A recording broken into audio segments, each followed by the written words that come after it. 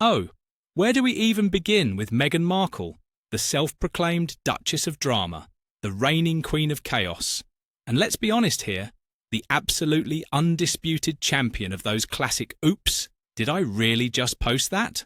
moments that make you cringe so hard your face hurts.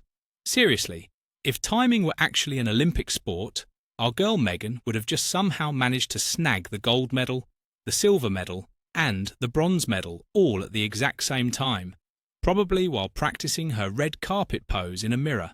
Because, and you simply cannot make this stuff up, just as Prince Andrew got officially and very publicly dressed down and stripped of everything, Meg's mysteriously popped up on Instagram, sporting a smile so ridiculously wide you could literally land a commercial jet on it.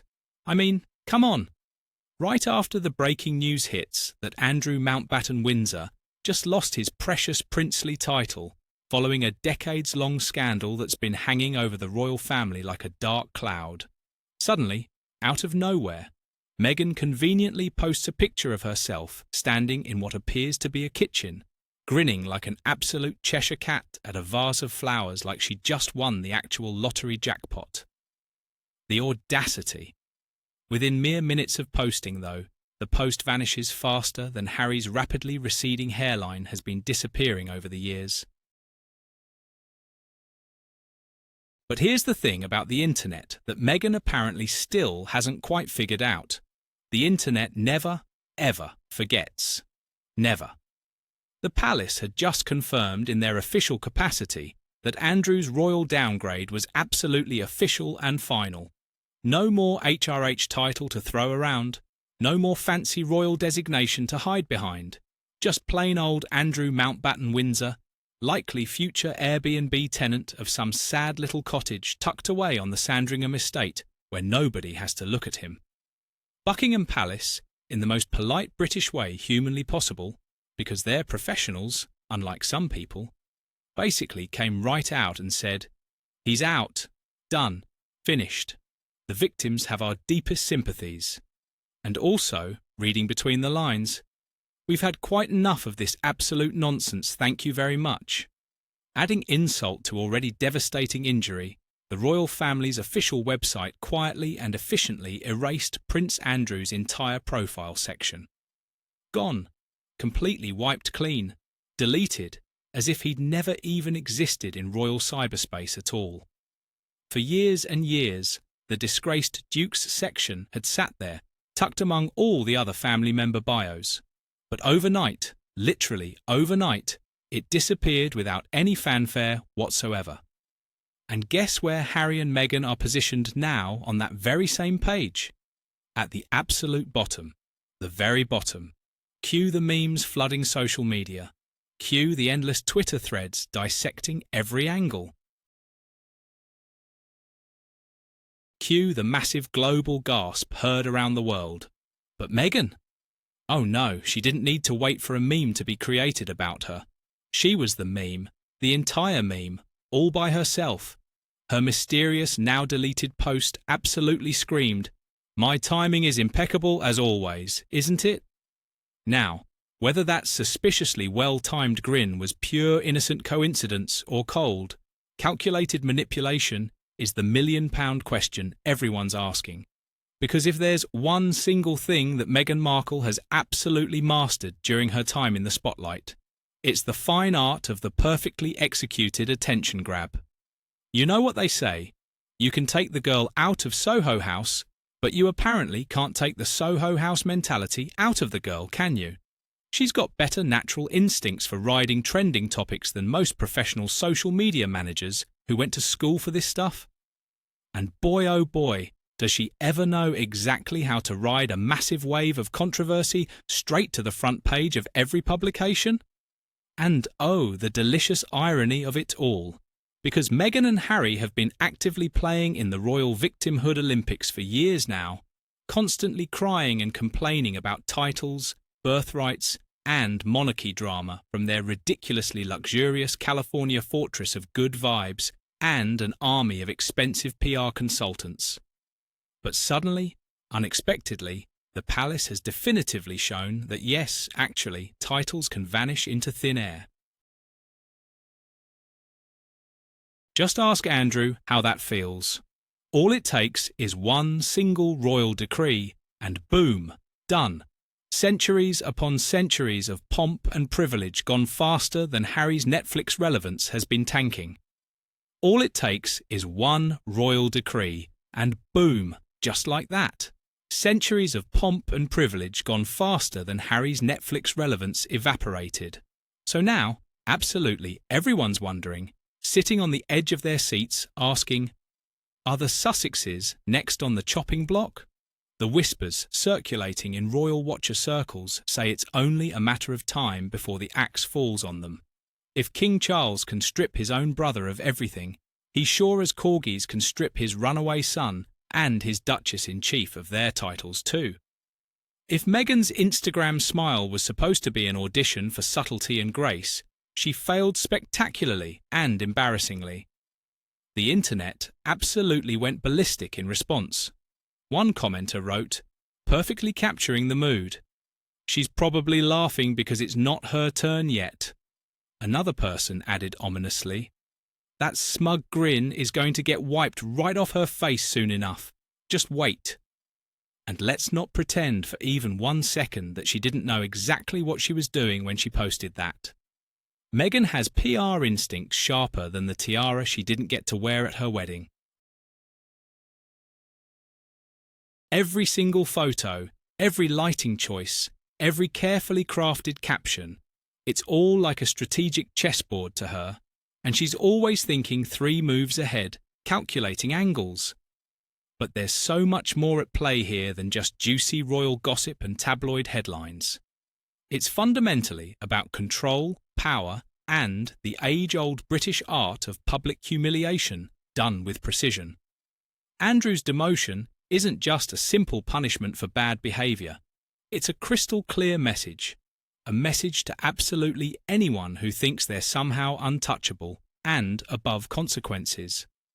The palace might move slow like a glacier, grinding along, but when it finally strikes, it's deadly precise and devastating. Charles has waited his entire life to finally play king and wear the crown. He's absolutely not about to let his family turn into a ridiculous circus act without showing everyone who's actually boss here. Let's rewind for just a second and consider the history. Andrew Lai, a respected royal historian, once claimed that Prince Andrew allegedly told Harry directly that his marriage to Meghan wouldn't last a single month.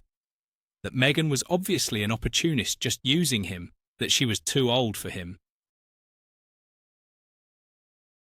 Now, looking at recent events, Meghan's Instagram smile seems to whisper mockingly, "How's that working out for you, Andy?" But that premature grin might have been just a little too premature, a bit too cocky, because karma is a boomerang that always comes back around, and it doesn't care which luxurious Montecito mansion you happen to live in. Still, many people online aren't buying the idea that this was innocent timing at all. Was she deliberately mocking Andrew's downfall? Was she signalling defiance to the palace? Was she possibly launching a new brand of flower vases specifically for strong, independent duchesses who smile serenely through scandal? Who honestly knows what goes through her head? Meanwhile, back in Britain across the pond, the monarchy is having its own major rebrand moment under new management. Charles is cleaning house thoroughly and efficiently. Andrew's completely out. Fergie's been downgraded significantly. And the York girls, Beatrice and Eugenie, still safe for now, are reportedly not thrilled about the situation. And Harry's probably pacing around Montecito nervously, wondering if his passport still actually says Prince on it. Because here's the real kicker, the truth bomb. The very things that Meghan and Harry claim to despise most, titles, privilege, birthright, the whole royal package, are also conveniently the exact things they constantly trade on for opportunities. Without the royal connection propping them up, they're just another attention-seeking couple with a Spotify podcast graveyard and a Netflix deal gathering dust on a shelf somewhere. Strip away the titles, and suddenly they're just Harry and Meghan from California, which doesn't exactly scream global importance or relevance. The idea that Meghan and Harry could actually lose their titles isn't just tabloid fantasy anymore, folks. The palace has the power, the legal precedent, and frankly, the motivation to do it. The Sussexes have spent the last few years throwing metaphorical grenades from across the Atlantic Ocean, lobbing criticisms, and now the monarchy might finally be ready to throw one devastating one back in their direction. When the British establishment finally loses patience completely, the fallout is always theatrical and dramatic. You can almost picture the scene playing out in Montecito right now. Meghan scrolling through the palace statement on her phone, pretending not to care at all, while secretly calculating exactly how many brand deals she can potentially milk out of a potential title loss situation. Harry, meanwhile, probably alternating between panic attacks and tequila shots, muttering desperately, "It's my birthright, it's my birthright," under his breath like a man trying to summon a lawyer through sheer willpower. The assistants are probably on high alert right now, phones buzzing constantly, PR teams spinning like tops trying to get ahead of this. Because once those precious titles go away, so does all the magic, all the appeal. The charity invites dry up, the production meetings get cancelled, the magazine covers disappear. Just Harry and just Meghan doesn't sell nearly the same way to anyone. And if there's one thing that both the royals and Hollywood both understand perfectly, it's that image is currency. Image is everything. Lose the shine, lose the power and influence. Without the crown connection, they're just another influencer couple with way too much merch and not nearly enough mystery or intrigue. So yeah, looking back, Meghan's smile might have been a little too wide, a bit too confident, her timing a little too suspiciously perfect. And deleting that post afterward? Classic textbook move. Post it, get all the clicks and attention, delete it quickly, pretend it never happened in the first place. It's PR 101 basic strategy, and Meghan's been valedictorian of that class since Suits Season 1, honestly. But even the absolute best players eventually run out of good moves on the board. Here's the delicious irony of the situation.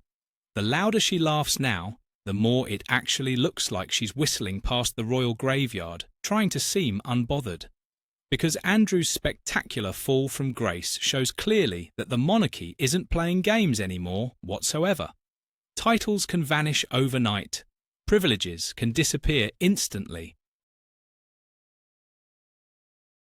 And no amount of as-ever white label tea products or podcast meditations can fix that reality. Meghan might think she's outsmarting the crown, being clever, but the palace plays the long game strategically. It always has throughout history. The internet's already calling it the Halloween massacre of 2025 with dark humour. The season when the royal guillotine came back into fashion dramatically. Andrew's gone, erased. Fergie's out, downgraded. And next up on the list, the Sussexes, obviously. People are joking online that Buckingham Palace should start live streaming title revocations for entertainment. It would probably get more views than the Super Bowl, honestly. And Meghan knows it deep down. That's exactly why she smiled so widely. Not because she's genuinely happy about anything, but because she's actually terrified of what's coming. Because in her carefully curated world, fear always hides behind a filter, a pose, and a smile that says unconvincingly, "I'm fine, totally fine." But behind closed doors in Montecito, the whispers must be absolutely deafening and anxiety-inducing. The clock's ticking down ominously. The titles are trembling precariously. And as one commenter brutally put it with zero sympathy, "Laugh it up while you can, Meg. You and H are next in line."